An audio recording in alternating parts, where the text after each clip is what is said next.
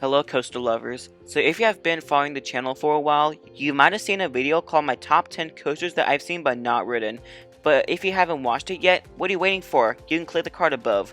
But anyways, one of the coasters on that list was Twister 2, a wooden monstrosity at Elitch Gardens. This park originally opened in another location in Denver in 1890. Then in October of 1994, the park closed and moved next to downtown Denver and the Bronco Stadium in 1995. This park has a total of 6 different roller coasters, but I'm not going to rank them up. I'm going to predict what's their 7th roller coaster. But before we dive into the predictions, if you're new here and love coasters, make sure to subscribe to the channel. We're getting pretty close to 200 subscribers, so it'll be great if you subscribe. So if you know anything about Elitch, you know they are landlocked. But I went into Google Earth and found this plot of land. This is where the picnic pavilions are, so if the park would tear that out, you would have a plot of land that is 371 feet long and 220 feet wide. That could fit a good roller coaster, and I have come up with 6 different coasters within that plot. So let's start the predictions with one of Mach's prime models, the Mach Family Spinner. This is very Dwarvelwind-esque, which is shown on screen. The right covers up a plot of 281 feet long and 240 feet wide, so it could fit here, but here's the problem. You already have another spinning coaster in Half Pipe, but at least it's a stepping stone coaster from Half Pipe to Sidewinder, or even Blazin Buckaroo to Half Pipe.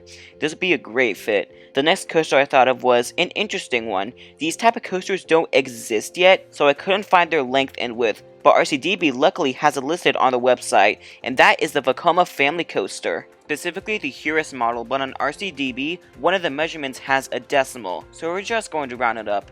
This has a plot of land of 200 feet long and 122 feet wide, and you have some room to spare afterwards that can be used for some parallel flat rides. Maybe a nebulous would work there. Same thing as the Mach Spinner. This ride can be a stepping stone coaster from Blazin Buckaroo to Half Pipe. It would be a great addition.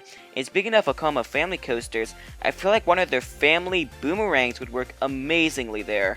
This is the Rebound model. Also the 185 meter version like Accelerator at Drain would also work greatly here, but I want to focus on the Rebound model. If you don't know what this is, it's basically the upcoming Snoopy soapbox racers at Kings Island, Velociraptor at Paulton's Park, and Boomerang at Energylandia.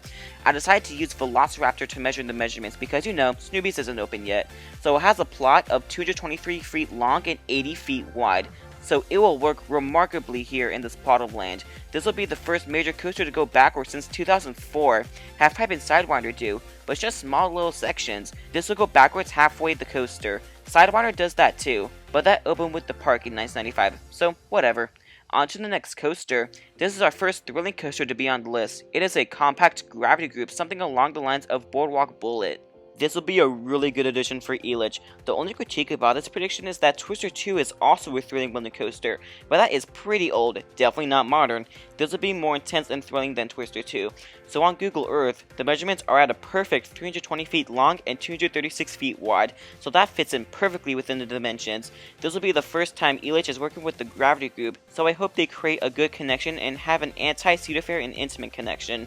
This will be a wonderful addition to the park. The next coaster that can fit into the picnic pavilions in Elitch is a Gerstlauer family coaster. This will be inspired by not Fire Chaser, but Yippee down at Parque del Cafe. If you don't know what this park is, it's in the middle of nowhere in Colombia. The nearest city to this park is Armenia, not the country. The park is actually home to the original Zambezi Zinger from Worlds of Fun. This plot has the size of 351 feet long by 222 feet wide, so if you just angle it, it fits like a glove. Just like the previous coasters we mentioned, this can be a stepping stone coaster. This will also be a coaster that goes backwards along with the family boomerang. This will be a legit addition. For our last prediction, and definitely not least, is also an interesting one. This is more thrilling than our last prediction with the Gerstlauer, but is not as thrilling as the Gravity Group. It is an Intamin straddle coaster. This will be similar to a coaster that most of y'all never even heard of. It is Paradise Fall at Asia Park. If you don't know Asia Park, it's the park where most of its coasters moved from Hard Rock Park in South Carolina, such as their Kari Pro coaster, the Ferris Wheel Lift coaster, and their Mine Train. But back to Paradise Fall, the area that the coaster covers is 286 feet long and a width of 214 feet. So you do have some room to spare. Maybe a few flats can round out the addition. Maybe an endeavor like Soulspin at Kings Island can bring an inverting ride to the park. So if I would rank them from most unrealistic to most realistic, it would go something like this. Number 6, the Mach Spinner. The reason is because Half Pipe is also a spinner. Number 5, the Rebound Family Boomerang. Reason is because I see that it works, but the other options are more likely to happen. Number 4, the Gerstlauer. Reason is that we haven't seen them work with Gerstlauer yet, so it would be a welcome addition. Number 3, the Compact Gravity Group.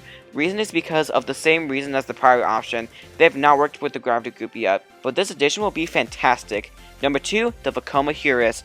Reason is because a coaster like this would work wonders at this park, but I feel like the Intamin Straddle is the perfect addition for Elitch Gardens. They worked with them before, so adding one of their modern coasters would round up their lineup of coasters. So those are just my predictions on what Elitch Gardens' next coaster will be. So if you enjoyed this video, make sure to give it a thumbs up. You can go check out my other videos that I've made in the past. And before closing out the video, all these predictions are long term. Not saying that it'll happen in the next few years, it'll take a while. But anyways, make sure to keep that adrenaline pumping, and thanks for watching.